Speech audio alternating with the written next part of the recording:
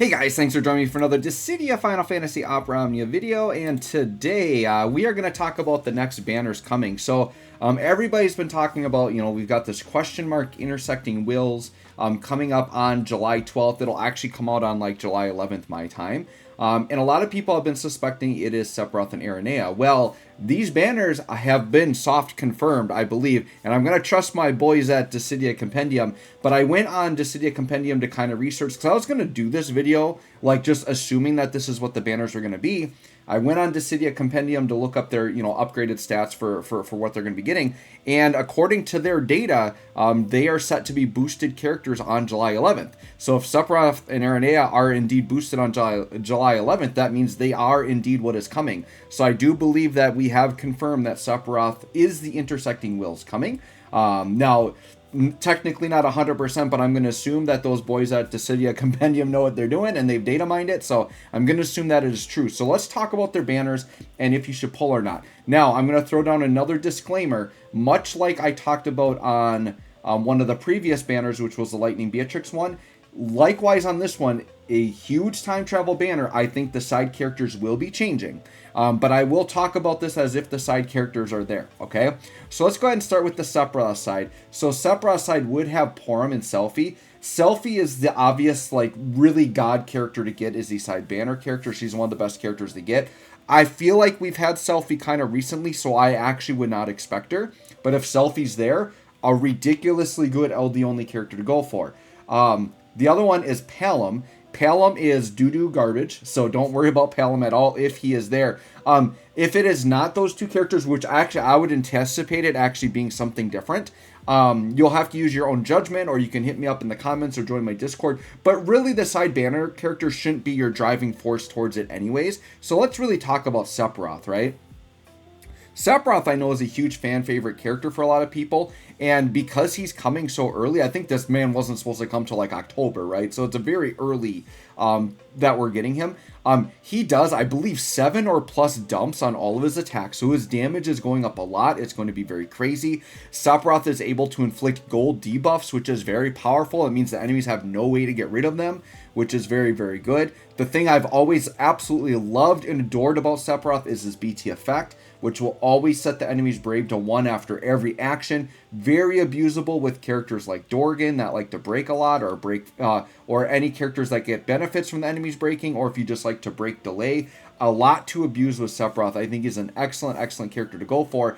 And I've recommended him in the past, even when his damage wasn't the craziest, just because the BT effect is so good. Well, now he's got FR and everything to go with it. So yeah, Sephiroth, if you want a really good damage dealer, he definitely would be a good character to go for. The one thing to keep in mind, I think if you're summoning for Sephiroth, base it more on that, like, you like the idea of the BT effect than him as a damage dealer, because we all know Astos is coming, right? And Sephiroth's damage is going to look really, really good, but it's still not going to compare to Astos. So I know he's a fan favorite for a lot of you, so you definitely, like, you have my full endorsement to summon for this man. If you like him, I think he's going to be fantastic. I've already got him green, so my plan is I'm going to ticket for his FR on the Aranea banner and hopefully get lucky and get Aranea BT. If not, I got my BT tokens, right? Speaking of our girl Aranea, let's check her out here. So we have Aranea, and then the side banners were Cait Sith and Fang. I feel like I've talked about Fang like very recently, and Cait Sith, so I very good, like probably like 95% chance it's going to be different. But if it is, Fang is not a character to worry about. Cait Sith, I believe the last time we talked about Cait Sith, it's just that his call is okay to enable crit damage. But like I said, I wouldn't expect either of these characters, and I wouldn't pull for those characters. Aranea, on the other hand, is fantastic. If you're not familiar with her, she is an insane, like, break delay character. So if you like the playstyle of Lightning, she has a similar feel, but she's got a lot more AoE in her kit. She has a really good, like, on-demand delay button that you can press, which is very, very good. She also now gets, like, with her BT effect, she can enable launching and a follow-up attack, so that's really going to help her damage out a lot as well. And I think her FR condition is very easy to meet. It's just dealing crit damage to an enemy, and one of Aranea's main gimmicks is she puts a debuff on the enemies that just gives you guaranteed crits all the time.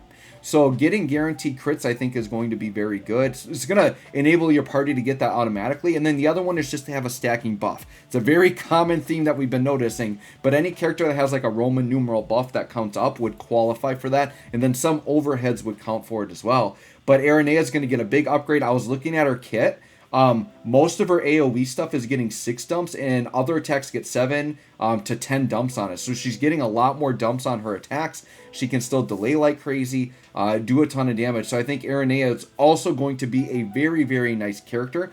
Once again, as a damage dealer, is she going to be as good as Astos? No, probably not, right? But she has really nice utility in the break delays, the launching, and I do believe Aranea carries an E slot, so I have Vanille Sphere on her. So in a way, if you use Vanille Sphere on her, she's also a Dispeller, which is insane when you're breaking, because what her overhead does, so the way it is her kit used to be that she would have like an attack here or there that could like unbreak. But now her overhead makes it so her overhead, and I think, and her LD make it so every attack she does, no matter what, she unbreaks and then will break. So she's literally going to break on every single button she presses while you have that active, which is really insane for delaying and getting really the most out of her. So she's a really fun, if you really like delay strategies, if you like the lightning playstyle, Aranea is definitely a great character to pick up. And the thing with Aranea and Sephiroth, these are both fan favorite characters that most veterans are going to have fully built, right? So if you're in the veteran status, what I would recommend to do is what I'm going to do. I'm going to go on the Aranea banner with tickets. And because we just had Spiritus, everybody should be looking pretty good on tickets, and your gems should have got a really nice bump, right? So right now, I am over cap on tickets. So I will gladly throw tickets on this, and your goal should be to ticket till you get Sephiroth FR. Hopefully get lucky and snag the BT. If you don't get the BT and you have BT tokens, this to me would be a great spot to use your BT tokens. I know people would say, well, why not use BT tokens on Astos? My theory with that is if you need Astos' full kit, which everybody will, it's better to go in with gems because you need everything, right? Tickets are better used when you only need the BT from a character. I feel like that's a better spot to use it. Now, it's not that you can't use your BT tokens on Astos. Obviously, you can't expect to pull the BT. So if you want to get Astos on a budget, maybe get really lucky with ticket pulls or your free multis and get the whole kit minus BT, then sure, at that point, go ahead and use your tokens there. But yeah, I think both of these banners, I could see a lot of good justification for pulling. Same thing I talked about with Lightning and Beatrix. These characters are months early, several months early, so you're going to get a lot of longevity out of them from the damage dealer side. But Sephiroth and Aranea both offer really good things besides damage that I think are worth pulling for. So anyways, guys, I am definitely pulling. Let me know if you all are going to pull or not. Thanks for watching. We'll catch y'all on the next one.